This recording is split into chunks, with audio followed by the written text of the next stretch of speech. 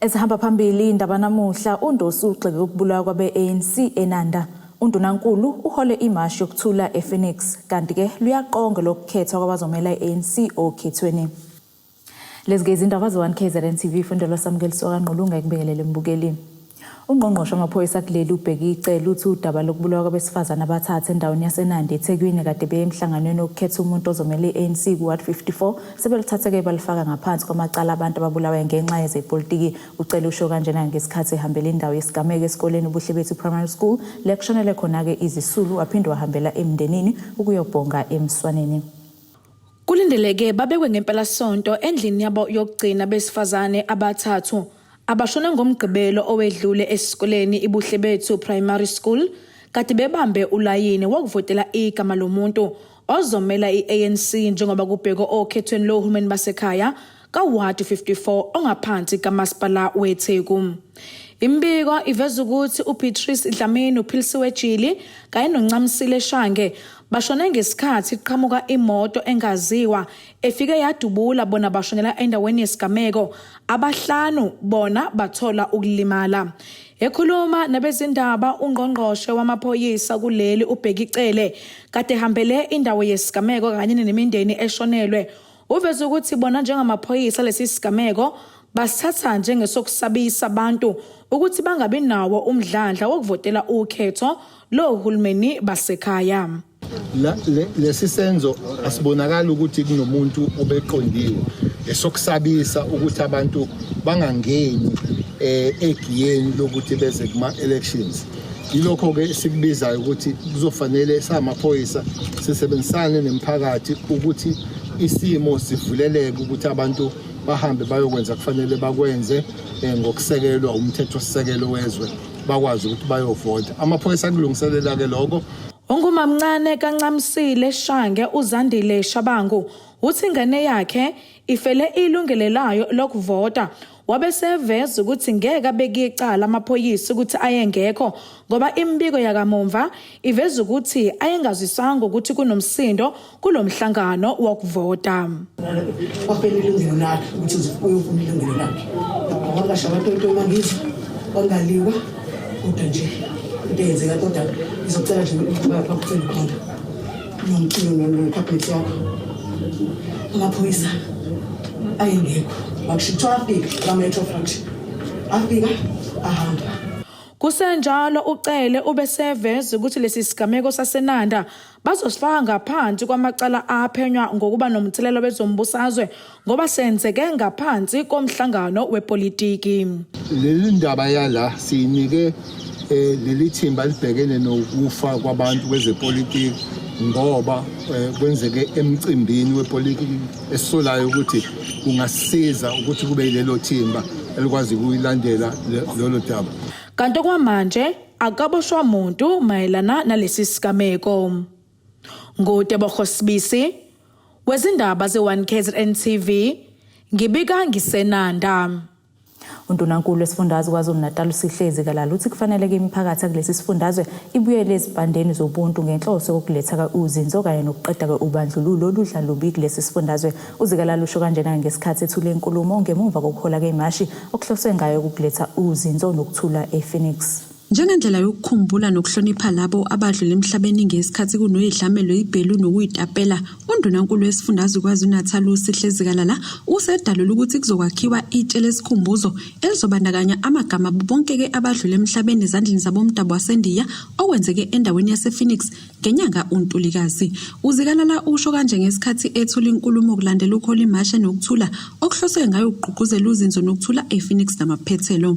Umnotho wethu usale ulithakathaka kwande ububha nenhlupheko ngenxa yezibhelu esizibonile. Kodwa konke lokhu kuzoqedwa ukuthi sibamsane sakhe isizwe esisodwa. Sizokwenza lokho uma soqeda udlame siqede ukubandlululana. Ingakho sizokwenza imonument ezoba nabo bonke labo amagama abo bonke labo abadlula emhlabeni ngalezi insuku ezibuhlungu ikaJulayi. Kuzokhumbuleka ukuthi lesi sifundazwe siphenduke inkundla yokuchitheka kwegazi njengoba izibhelu zaholela ekutheni kuqubuka udlame phakathi kwabomdabu waseNdiya nabampisholo nokwaholela ekutheni kudlule emhlabeni inqwaba yabantu abampisholo. Indawo yaseBambayi, iKwaMashu kanye naseVerolem zathinteka njengoba zakhelene nendawo yasePhoenix. Ehambele kule ndawo ungqongqoshe wamaphoyisa kuleli ubhekicele wasungula uhlaka oluphenya ngalezi igameko. Usihlalo walo uChris Biyela usinakubi khona imizamo yokuzama ukuletha uxolo kabe nemeneze njengoba bomdabu waseNdiya besamileke ekutheni babeyivikela. Bona bathi babezivikela. So ke sina sithi bengakaqala ama campaign athi sisacela nisibizele abantu abamnyama esabahlukumeza sababulala. Sizoxolisa kubo. Asikakagcusiki. Singenzeka lezi inhlelo zinhle yebo siyavuma ziyaqhugquzela ukuthi asibuyisane sibe nokuthula. Kodwa sinamanxeba angaphakathi anenzondo adinga ukuthi alashwe iqiniso. Nakuba isimningi imizamo kahulumeni abamabandla kanye ke nezinhlangano eziyimele yokuzama ukudala uxolo phakathi kwalezi inhlanga njengoba zakhelene kubukeka luselude ukhalo. uSham Maharaj wekomiti lokuletha ukuthula kule ndawo uthi banezinhlelo ezigxile kubafundi njengoba nabo baphazamiseka ngokomqondo. We have children who got traumatized during the unrest.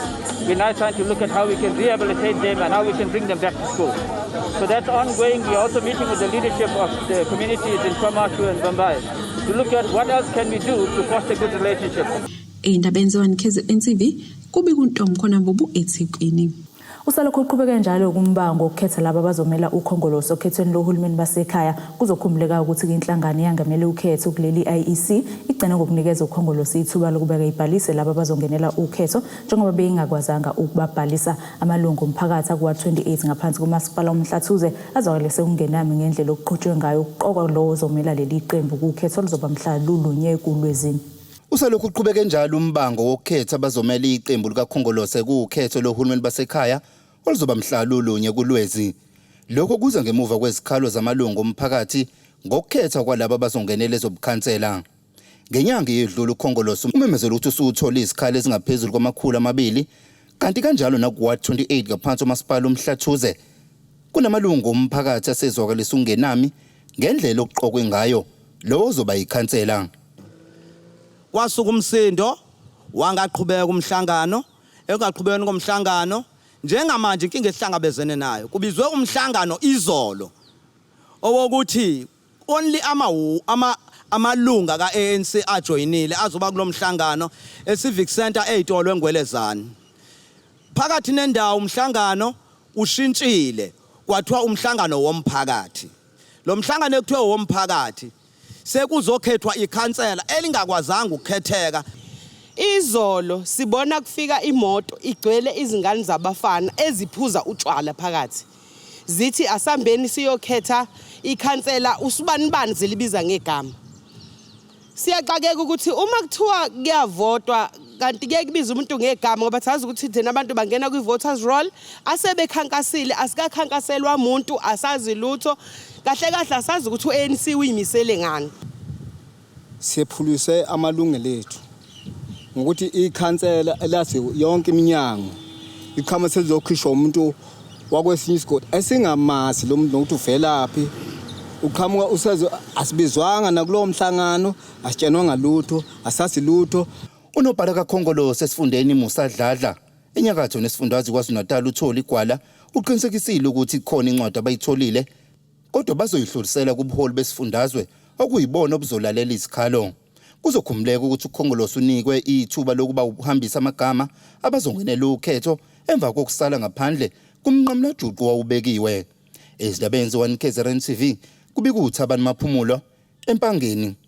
uNtombehle Nxumalo ngumsunguli womphilandawonye waseThekwini obiza ngempumelelo yodwa. uNtombehle Nxumalo uthi-ke isibonelelo abaxhaswe ngaso umkhandlu weTheku ngeke silibuyisele ezingeni ebelikulo ibhizinisi lakhe kodwa ke lizowenza umehluko njengoba lakhahlamezeka ngesikhathi kunesibhelu zokuzidapela. uNxumalo usho kanjena-ke ngemuva kokwamukela uxhaso oluvela kumkhandlu dolobha weTheku njengengxenye yohlelo lwawo lokulekelela osomabhizinisi abakhiyabezwe ukhuvethe kanye nesibhelu. Lo mcimbi kububanjelwe eCity Hall eThekwini. Kuhlengezela izinyembezi uma le ntombi endala ixoxa ngendlela abantu ababeyingxenye yezibhelu zokuyidapela abadicelela phansi ngayo ibhizinisi ayiphilisa ngalo. Untombi enhle Nxumalo ngumsunguli womphilandawonye impumelelo yodwa ube ngabanye bosomabhizinisi abancane abahlomule ngoxhaso lwamasipala iTheku ohlose ngalo ukufaka isandla ukulekelela osomabhizinisi abashayekile ngenxa yokhuvethe kanye-ke nezibhelu zokuyidapela. Impahla zami bezihlala e-storage city, ne-office lami lise-storage city. Bathatha yonke i-laptop, computer. Emva kwalokho bashisa yonke information ayisekho. Imshini yami yokusika utshani ibihlala e-storage city, ngiyarenta nakhona. Bayithatha yonke.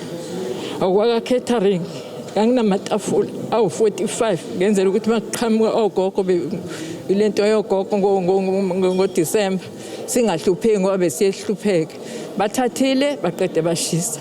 Ngisele nje angani ukuthi ngizoqala lapha.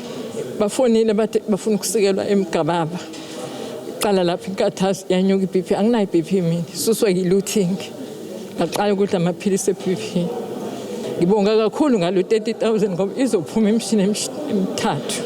Njengamanje imishini su-9,000 kanti qale ngangisengiyo 7,000. Kulolu xhaso lwesamasi ka-30,000 wamarandi ibhizinisi ngalinye kuhlomulo osomabhizinisi ababalelwa ku-700 sebebonke abenza-ke imikhakha eyahlukahlukene yamabhizinisi kubalwa phakathi abacwala iy'nwele, iy'tolo ey'ncane, abasiki bengqephu, ezokuvakasha namanye-ke amabhizinisi amaningi. Ugcina okuhle Dubo ngumnikazi wenkampani egxile kwezokuvakasha i-auction tours ezinze eMkhumbane uthi-ke kube isikhathi esinzima kakhulu kubo lesi njengoba-ke beshayeke kabili ngokuvalwa kwezwe kanye-ke nokuyitapela. Ugqugquzele osomabhizinisi ukuba benze isiqiniseko sokuthi amaphepha abo amabhizinisi ahlale esesimeni ngaso sonke-ke isikhathi. Kubalulekile to be in compliance. Because I think it's being compliant, being up to date nakonke. I think that is the first phase ukuze government akwazi uku-assist nafanele hamba kwama-rules and regulations akhona. Imeya yomkhandlu udolobha iTheku uMxolisi Khawunda udalula ukuthi leli dolobha lilahlekelwe imali engu-34 billion wamarandi ngenxa-ke yezibhelu. Uthi-ke ziningi ezinye iy'nhlelo abanazo ukuzama ukulekelela amabhizinisi kubalwa phakathi-ke ukunciphisela labo abakhokha irent emabhilidini alo masipala imali abayikhokhayo nokunye. Uxwayise-ke bonke abahlomlile ukuba-ke bayisebenzise ngobuchule le mali njengoba bezolandelelwa ukuqinisekisa-ke ukuthi isebenza ngendlela eyiyo. Ngenxa yokuthi-ke imali besinayo 21 million bongeke ukwazi ukuhlinzekela bonke abantu. Sithi kubona nxese ngokungaphumeleli kwabo kodwa asemaningi amathuba ngoba sivule ihhovisi la exhibition center. Leli hhovisi livulelwe wonke umuntu osomabhizinisi onengxaki ofuna ukufaka isicelo whether kwi-fund national noma provincial simlekelele. Labo bahlomlile sibanikezile ke isexwayiso sokuthi akuyona imali le yokuthi uphume ke mase uyitholile noma singenele ku-account uye Cubana uthi kuyoshanja izinto ezimnandi khona. Imali yokuvuselela amabhizinisi. Ey'ndabeni ze-1KZNTV kube nguNtombi khona Mvubu ngibeka ngiseThekwini. Bukeleka-ke sibheke engosini yezomnotho.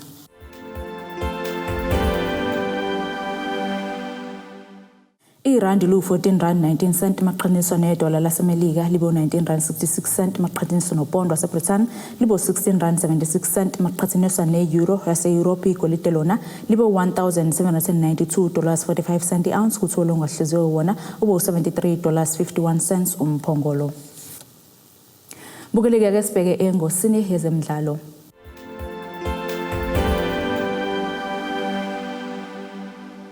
Lo ngomunye wabaqeqeshi be-Orlando Pirates uFadlu David uqinisekisile ukuthi umgadli leli qembu uThemkosi Lorch ngeke kabonakale kule season ngenxa yokulimala. uLorch-ke sekunesikhathi engabonakali kwezemnyama njengoba kubukwa ukuthi-ke uye kohlinzwa. Kanjalo-ke nonozinto leli qembu Richard Ofori kulindele ukuthi kangabonakali kumdlalo waleli qembu olandelayo ngenxa yokulimala akuthola edlala eqenjini lesizwe lakubo iGhana. Ngenkathi-ke ibhekene nebafana umdlalo olandelayo weBucks izobhekana neChippa United ngomgqibelo eNelson Mandela Bay. Bukeleke nasi isimo sezulu lesingalindeleka osukwini lakusasa.